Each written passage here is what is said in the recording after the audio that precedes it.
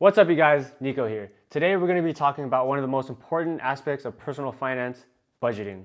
Learning how to budget effectively can help you take control of your finances and help you save money in the long run. But I first wanted to start this video off with an article from Forbes.com that says 78% of Americans are living paycheck to paycheck. That means if you're inside a room with 10 people, that actually 8 of them are actually living paycheck to paycheck. That means they can't afford whatever they have and they're living from one month to the next month. And that's not okay. And I already see in the comments, but Nico, you're not saving money. You're selling your house. No, man, I got money and saved in investments in different types of portfolios and stuff like that. So this is coming from a guy who has actually done it. But first things first, you wanna make sure you're tracking your income and your expenses. Once you have both of those, you're gonna subtract them from each other and you're gonna get your savings. And what your savings is basically what you're left with every single month. Now there's two categories in your expenses section, right? You're gonna have your fixed expenses and then you're gonna have your variable expenses. And obviously fixed expenses is things that are staying the same every single month, no matter what. That's gonna be your mortgage or rent. Your car note, right? It's the same. And you also have your gym membership, the same every single month, no matter what. Spotify, things like that, subscriptions. Those are your fixed expenses. And now you're gonna go to your variable expenses. Variable expenses are things that go up and down all the time. So that's gonna be your food cost. That's gonna be your fun money, right? That's gonna be your gas, hygiene, electricity bill. So I'm gonna help you guys out. I'm gonna give you guys a free budget template to work with on Excel that I created and that I use personally all the time. And I religiously use this every single month because it helps me track what I spend and what I earn. And it helps me with my savings rate every single month. I know what's going in and I know what's going out. A budget is very useful because you wanna make sure that you're telling your money where it's going instead of wondering where it went. So let's dive into the Excel sheet that I provided for you guys. So if you want to get this, you go File, make a copy, and then you just make a copy and save it to your drive. Right? So that's how you create the document if you want it. I'm gonna take you guys into the Excel budget sheet. Here we go. So here is the budget template. It's the Excel sheet that I created. So it is your total income minus your total expenses equals your savings.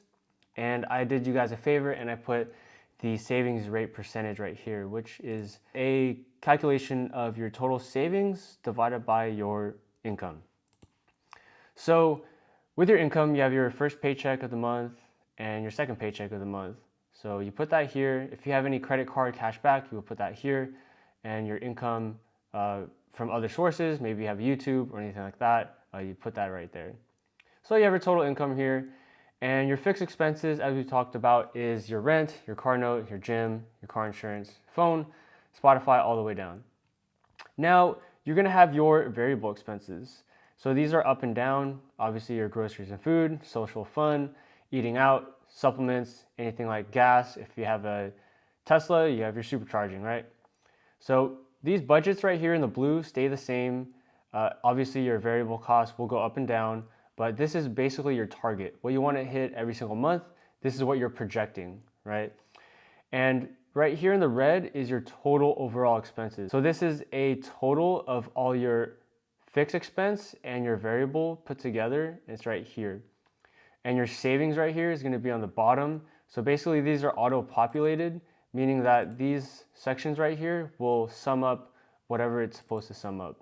And if you want to add a, say, bill that you have, because obviously our budgets are different, you're going to right click right here on the side, and then you want to press this insert row above or below. So if I insert row below, basically I'll have an entry here, so bill, add, right? So this is another bill that you have, and you always want to put in the text fields a minus sign. If you don't, it's going to start adding it and it's not good. What you want to do is you want to represent these as negatives, right? So say your bill is negative, I don't know, for hypothetical $10, right? So you always want to make sure that this sum right here has these totals all the way right here. So B21, that's right here, 21 and B. So that pretty much makes sure that this has an addition to it. And you always want to make sure that the cells are populating correctly. So you see how these two highlighted equal it to this sum right here in the expense section. So if you want to undo that, you want to do undo, undo, undo. And if you want to reinsert it back, you press this redo button, right? So that's how you edit it. So I did you guys a huge favor and put the savings rate on the bottom. So we're just going to auto-populate these. So we have minus 400 for groceries, other, we have social and fun, and we have eating out. If you're too lazy, you could do this, hold it down, and then you see this crosshairs, you could pretty much auto-populate it. And if you want to make it different colors, you go to this section here, and then you press reset. It'll bring it to the white. So that way, if you're really lazy on your fixed and say all these were actually good, you could just shove it over, and then, oh, let me take that out. You could shove it over, and then it'll be exactly the same, and then you rinse and repeat, right, for the fixed. And obviously here, you want to do the same thing. You hold and drag it to the right, and then if you want to change the color, you press reset. Okay, so now that we got all that set up, say in the month that we budgeted $450 here, this was 200. So you could see how the populated field decreases as you put it in, and always make sure that they're not minus signs. So you have your savings on the bottom, and you have your savings rate here below. So this hypothetical example, in January, you would have saved 19% of your money, and I did you guys a huge solid favor. So if hypothetically we had all these all the way to June, let's just populate this here just for example's sake. So maybe 400 and 330, these are populating differently. So as you fill in these things here, your graph here will show and reflect your total overall income minus your total overall expenses equals your savings rate per month. So these are bar graphs that reflect accurately what these things are spitting out. And these are averages right here on the right side. And then on the totals right here, you're gonna have your actual savings per year. So you have all the way down here is your total savings. And I use this every single time, every single month. And the first of the month I fill this out. Obviously I use something also with this. It's the Every Dollar app, and it helps me track better also. So I use this in conjunction with two things, the Every Dollar app and the Excel sheet. So yeah, that's the whole thing. You want to make sure that you're tracking everything every single month. I try to do this on the first week of the month to make sure that I'm actually hitting these targets right here in the blue. And if I'm not, then I got to reassess and make sure that whatever I'm spending too much on, then I got to track back and say, hey, can I eat out a little less in the eating section? Can I spend less money on supplements? Can I, these are the variable ones where you can actually put towards your savings.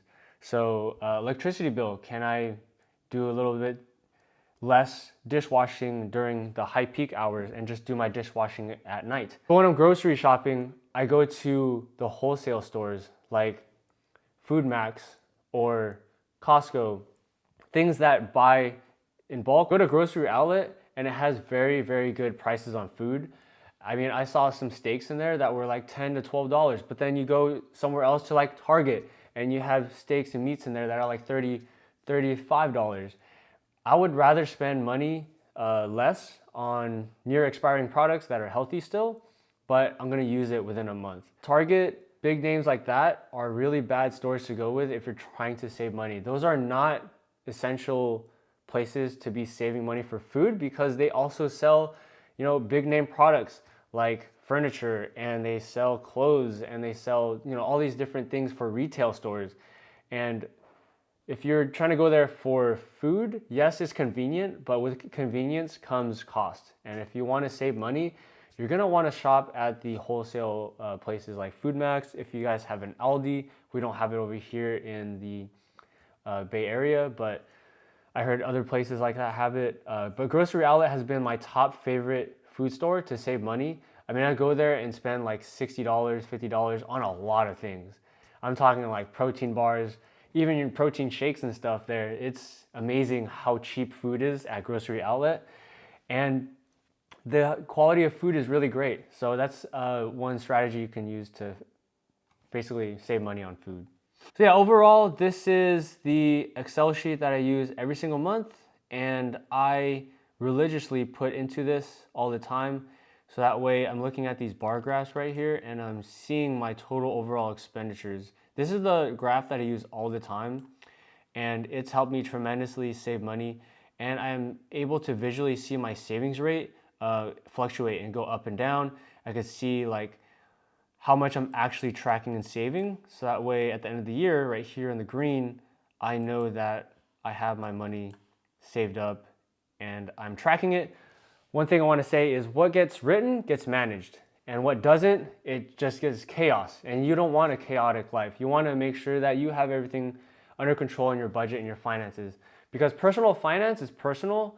But if you don't have these basic structures set down in stone, like your foundation, your whole building is going to fall apart, right? You have to have a strong foundation. And the very first thing is to have a budget. You're telling your money where it goes instead of wondering where it went. That's the basic quote that I live by all the time. It's helped me save money in the long run, and I have a lot of savings, and I'm super grateful for that. I have my emergency fund chucked away in a high yield savings account, and I highly suggest you guys do that too. So thank you guys for watching the video. I appreciate it, and I'll catch you guys in the next one. Don't forget to like the video, comment your thoughts, and subscribe if you're new. Helping you guys save money and budget tips and all of that in finance. That's what I'm all about, and catch you guys in the next video. Thank you.